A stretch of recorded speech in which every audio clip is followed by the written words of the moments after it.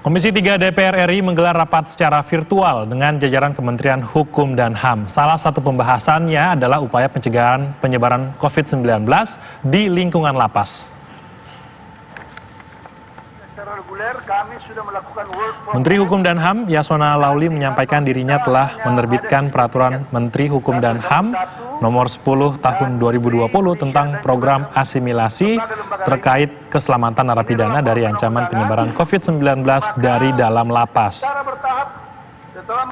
Melalui Permenkumham Nomor 10 tersebut, per Rabu kemarin akan dilakukan pembebasan bersyarat dan asimilasi terhadap 30.000 narapidana se-Indonesia. Namun persyaratan narapidana yang mendapatkan asimilasi dan bebas bersyarat adalah mereka yang telah menjalankan 2/3 masa tahanan, termasuk narapidana narkotika dan juga narapidana korupsi. Kronis dan dinyatakan oleh dokter rumah sakit pemerintah, beberapa kriteria yang ketat buat sementara ini.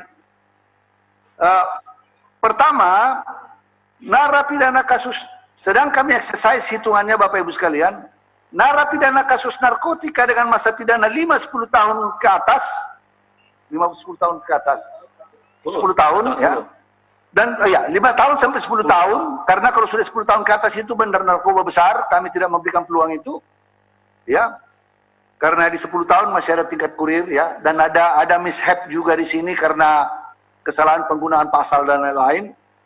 Narapidana kasus narkotika dengan masa pidana 5-10 tahun dan telah menjalani 2/3 masa pidananya akan kita berikan asimilasi di rumah.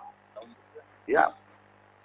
Masa pidana diperkirakan sekitar 15.482. Kita perkirakan. Per hari ini datanya. Mungkin nanti bertambah hari akan bertambah jumlahnya. Narapidana tindak pidana korupsi yang berusia 60 tahun ke atas yang telah menjalani pidana 2/3 masa pidana sebanyak 300 orang. Ya. Kemudian narapidana tindak pidana khusus dengan kondisi sakit kronis dan dinyatakan oleh dokter rumah sakit pemerintah yang telah menjalani 2/3 pidana sebanyak 1.457. Ya. Dan narapidana asing. Karena ini juga kita lakukan, tidak boleh diskriminatif, ada sebanyak 53 orang.